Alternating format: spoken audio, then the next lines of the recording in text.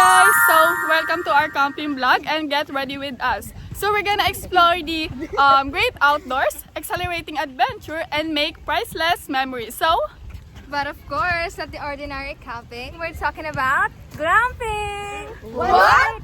A glamorous camping for us Konyas out there. So now, get your Gucci backpack and let's go! So, saan nga ba ang punta natin? And what's the first thing we gotta do? Sa Tenon Grand Civil lang naman. And syempre, ang una natin gagawin is mag-setup ng tent. Ready na ba kayo, mga te? So ayan na guys, sa kami para sa camping namin dito sa may Grand Civil at kaya namin naisipan dito is dahil malawak ang paligid at maganda ang simoy ng hangin. Ngayon lang ulit kami nakapag-banding at nakapagsama-sama ngayon dahil nagsakto ang aming mga schedule. Busy na rin sa akad, mahirap na at magka-college na kami.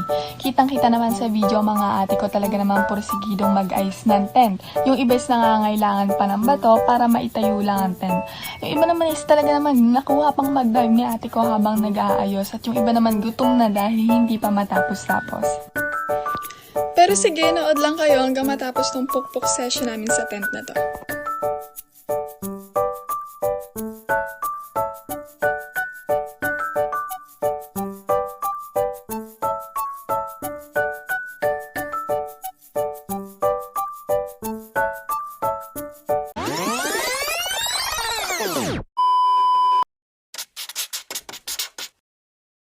Siyempre, bago natin subukan ng outdoor activity na camping, i-make sure natin na we discussed and planned it very well with our kasama dahil there are lots of possibilities, negative and positive.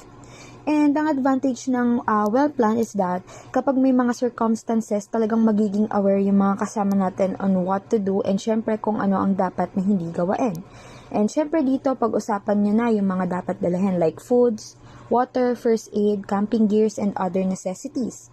Also, pag-usapang mabuti yung lugar na pupuntahan and make sure na mag-research, mag-seek ng info, mag-ask sa mga tao, ganyan. Kaya nga nang nabanggit kanina, we need to do research para ma-sure tayo. Watch video regarding sa camping, aralin mabuti yung mga bagay, especially mga camping tools and stuffs. Also, research tips about camping or how to survive while camping. And make sure na magbasa ng mga articles regarding dito. And syempre, kapag may nalaman ka, you should tell your members too na makakasama mo sa camping for them to be aware. And so, hello! Introduce namin sa inyo yung mga dapat nyong i-prepare kapag magka-camping kayo. And start natin siya sa camping stuffs and emergency kit. And first, meron tayo ditong mga bandana or panyo. And ang purpose ito is, let's say, maraming ang puno since magka-camping kayo. Pwede nyo siyang isabit sa puno para alam nyo kung saan kayo dumaan. And next, meron tayo ditong power banks and cords na if ever kailangan natin mag-recharge or kailangan natin ng electricity. And ang advantage nito is nagiging fan siya. So, teka, paano ba ito i-open? Ito. Ayan. So, di ba multi-purpose siya? So, convenient siya para sa atin. And next, meron tayong batteries. Kasi, if meron tayong rechargeable na mga gamit, meron tayo syempre mga the batteries lang. And, meron din tayong tent. Syempre, kailangan natin ng housing kapag magka-camping tayo. And next, Miss Ella. Okay, so we have pillow, cover, and blanket. So since nasa camping tayo, kailangan comfortable ang lahat. Meron tayong lighter and paper. So if ever na maisipan natin mag-cook, makakapag-produce tayo ng fire. And meron tayong flashlight, more flashlights. Pag magagabi na, so meron tayong backup for our life. And the next one is First aid kit po and personal care. Yan. Yan lang. Dito yung mga stuff na need nyo i-prepare for your personal care and first aid kit. While doing an outdoor activity like this, camping. So I have here, jacket, shirt, and pants. Meron din tayo dito mosquito repellent. And of course, ang ating must-have kahit hindi camping, sunscreen. So next, we gotta prioritize our safety. That's why meron tayong first aid kit because even in the lap of luxury, accidents can happen. So meron po tayo dito rub. It's pain relief rub. Tapos meron tayo dito alcohols. The more the merrier. Makaka-help ito kapag kung magkakaroon tayo ng sugat or scratches para maiwasan yung infections. So meron din tayo ditong vitamins and medicines.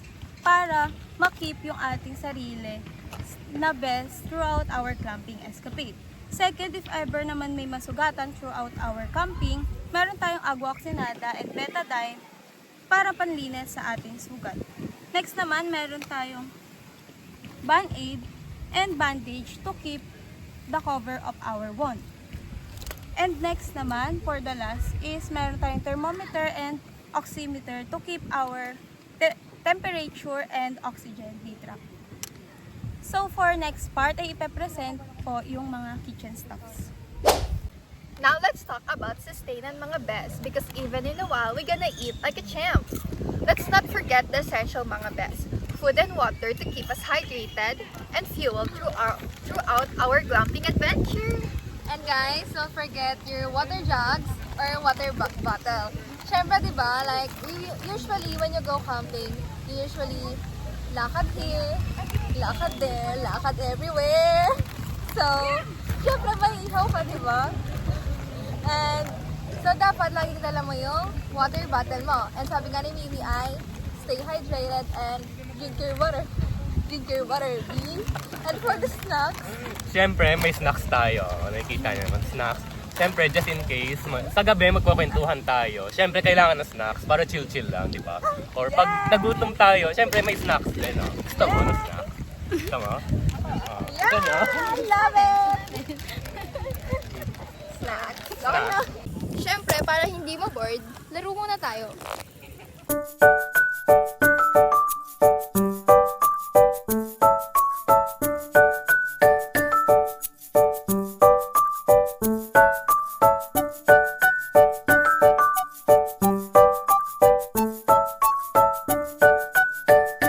So ayun, before this vlog ends, gusto lang namin i-share kung ano yung mga naging benefits ng camping para sa amin. First and foremost, nakatulong yung camping sa amin to reduce our stress and pansamantalang makalimutan especially yung mga kanya-kanya naming mga problemang pinagdadaanan sa aming life. Secondly, yung fresh air na naranasan namin sa aming camping site ay nakahelp sa aming health inside or outside of our body, kaya hindi lang dapat tayo nakatutok sa ating mga gadgets magdamag and labas-labas rin tayo pag may time. Thirdly, nagpo-promote ito ng ating physical fitness wherein, syempre pag nagka-camping tayo, hindi naman pwedeng hindi tayo nagawa ng mga physical activities, di ba? Kaya nagbuboost ito ng ating heart rate and mas nagiging healthy pa tayo. Next naman, it improves our relationship with our kasama, either families or ating mga beshies, in which isang way ito para mas maging malapit rin tayo sa isa't isa. For the last but not the least, syempre yung experience of being under the stars, connecting sa ating nature, and working together sa mga various camping tasks fosters camaraderie and deepens our understanding para sa isa't isa. Overall, yung camping ay marami talagang naidudulot na positive effects sa ating health, relationship, and overall well-being. Kaya ano pang hinihintay nyo? Mag-camping na rin kayo! Hi guys! Dito na nagtatapos ang aming vlog. Hope you all enjoy and learn a lesson. Bye-bye!